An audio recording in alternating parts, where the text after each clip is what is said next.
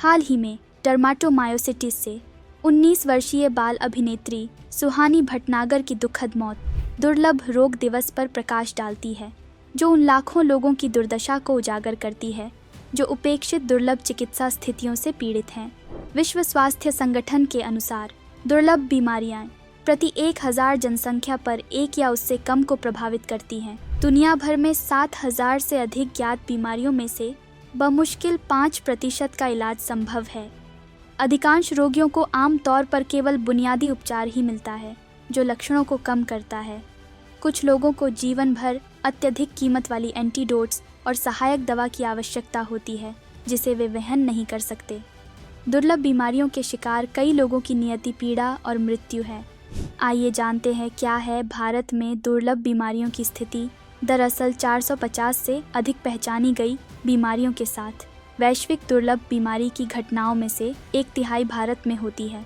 यद्यपि हमारे देश में दुर्लभ बीमारियों के लिए मानक परिभाषा का अभाव है। हालांकि एक अनुमान के अनुसार लगभग 8 से 10 करोड़ भारतीय किसी न किसी दुर्लभ बीमारी से पीड़ित हैं, जिनमें 75% से अधिक बच्चे हैं। फिर भी इन बीमारियों को बड़े पैमाने पर नज़रअंदाज कर दिया जाता है। संसाधनों की कमी के अलावा दुर्लभ बीमारियों के लिए जागरूकता, निदान और दवा विकास के मामले में भारत निचले पायदान पर है। अदालतों की कई आपत्तियों के बाद स्वास्थ्य और परिवार कल्याण मंत्रालय ने 2017 में दुर्लभ बीमारियों के इलाज के लिए एक राष्ट्रीय नीति बनाई, लेकिन कार्यान्वयन चुनौतियों और रोग कवरेज, रोगी पात्रता और लागत साझाकरण के संबंध में भ्रम के कारण 2018 में इसे वापस ले लिया। एक संशोधित नीति, दुर्लभ रोगों के लिए राष्ट्रीय नीति NPRD की घोषणा 2021 में की गई थी, लेकिन समस्याएं बनी हुई हैं। हम अभी भी दुर्लभ बीमारियों को परिभाषित नहीं करते हैं। नीति इस विफलता का कारण पर्याप्त डेटा की कमी को बताती है, जैसे कि नियमित डेटा संग्रह और महामारी विज्ञान का आकलन सरकार का काम नहीं है। किसी भी बीमारी के मजबूत प्रबंधन के लिए समय पर और सटीक निदान अपरिहार्य है। फिर भी दुर्लभ बीमारी के रोगियों के लिए उनकी स्थितियों का निदान होने में, यदि हो भी तो, औसतन 7 साल लग जाते हैं। चिकित्सक आमतौर पर इस बात से अनभिज्ञ होते हैं कि संकेतों और लक्षणों की व्याख्या कैसे की जाए। स्वास्थ्य देखभाल पेशेवरों को उनकी निदान सटीकता में सुधार करने के लिए प्रशिक्षित किया जाना चाहिए। भारत में पहचानी गई लगभग 450 दुर्लभ बीमारियों में से 50% से भी कम का इलाज संभव है। इससे भी दुर्भाग्य यह है कि भारत के औषधि महानियंत्रक द्वारा अनुमोदित उपचार लगभग 20 दुर्लभ बीमारियों के लिए उपलब्ध हैं और इनका लाभ केवल उत्कृष्टता केंद्र COE से ही लिया जा सकता है। दुर्लभ बीमारियों के लिए बजट का आवंटन भी एक बड़ी चुनौती है। यद्यपि पिछले कुछ वर्षों में यह बढ़ रहा है।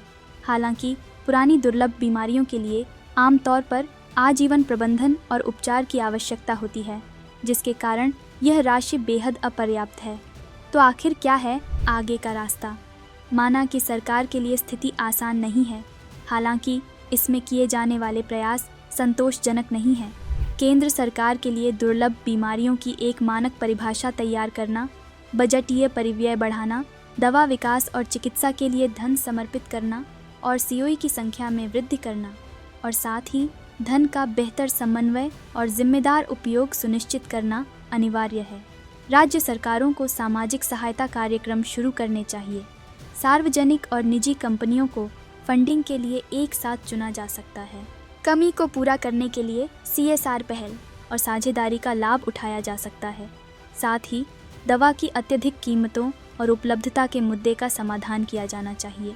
पिछले साल सरकार ने दुर्लभ बीमारियों की दवाओं पर GST और सीमा शुल्क माफ़ कर दिया था, लेकिन यह छूट केवल उन दवाओं पर लागू होती है जिन्हें व्यक्तिगत उपयोग के लिए आयात किया जाता है, किंतु उन पर नहीं जो भारत में व्यावसायिक रूप से उपलब्ध हैं। अत्यधिक कीमतों को देखते हुए कितने मरीज इन जीवन रक्षक दवाओं को आयात करने का जोखिम उठा सकते हैं? दुर्लभ बीमारियों को बाजार पर नहीं छोड़ा जा सकता, क्योंकि दवा निर्माताओं के लिए पर्याप्त बाजार प्रोत्साहन नहीं है। सरकार को उत्पादन लिंक्ड प्रोत्साहन योजना के तहत घरेलू निर्माताओं को प्रोत्साहित करना चाहिए। उचित मामलों में नैदानिक परीक्षण आवश्यकताओं को कम करना चाहिए और पुनर्निर्मित दवाओं और थोक आयात जैसे विकल्पों पर ध्यान देना चाहिए तथा जीवन रक्षक दवाओं पर GST वापस लेना चाहिए।